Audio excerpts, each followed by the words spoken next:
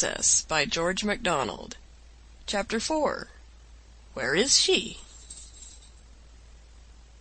One fine summer day, a month after these her first adventures, during which time she had been very carefully watched, the Princess was lying on the bed in the Queen's own chamber, fast asleep.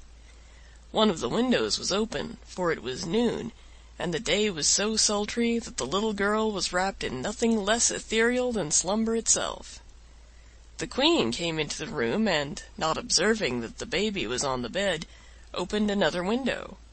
A frolicsome fairy wind, which had been watching for a chance of mischief, rushed in at the one window, and, taking its way over the bed where the child was lying, caught her up, and rolling and floating her along like a piece of flue or a dandelion seed, carried her with it through the opposite window and away.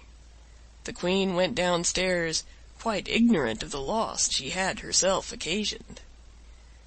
When the nurse returned, she supposed that Her Majesty had carried her off, and, dreading a scolding, delayed making inquiry about her. But hearing nothing, she grew uneasy, and went at length to the Queen's boudoir, where she found Her Majesty. "Please, your Majesty, shall I take the baby?" said she. "Where is she?" asked the Queen. "Please forgive me, I know it was wrong." "What do you mean?" said the Queen, looking grave. "Oh, don't frighten me, your Majesty!" exclaimed the nurse, clasping her hands. The Queen saw that something was amiss, and fell down in a faint. The nurse rushed about the palace, screaming, "My baby! My baby!" Everyone ran to the Queen's room, but the Queen could give no orders. They soon found out, however, that the Princess was missing, and in a moment the palace was like a beehive in a garden. And in 1 minute more the Queen was brought to herself by a great shout and clapping of hands. They had found the Princess fast asleep under a rose bush, to which the elvish little wind puff had carried her, finishing its mischief by shaking a shower of red rose leaves all over the little white sleeper.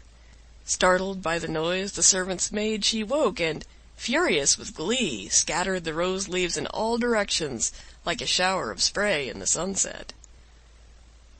She was watched more carefully after this, no doubt, yet it would be endless to relate all the odd incidents resulting from this peculiarity of the young Princess.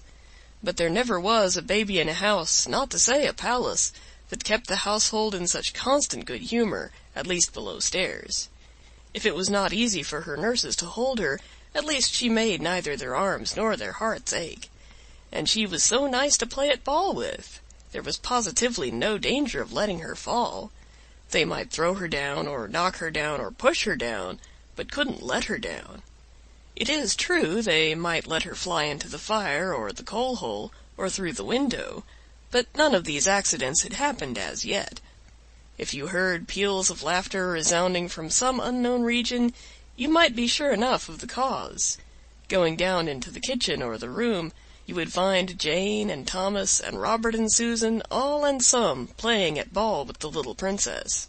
She was the ball herself, and did not enjoy it the less for that. Away she went, flying from one to another, screeching with laughter, and the servants loved the ball itself better even than the game. But they had to take some care how they threw her, for if she received an upward direction, she would never come down again without being fetched. End of Chapter 4. Recorded April 9th, 2006.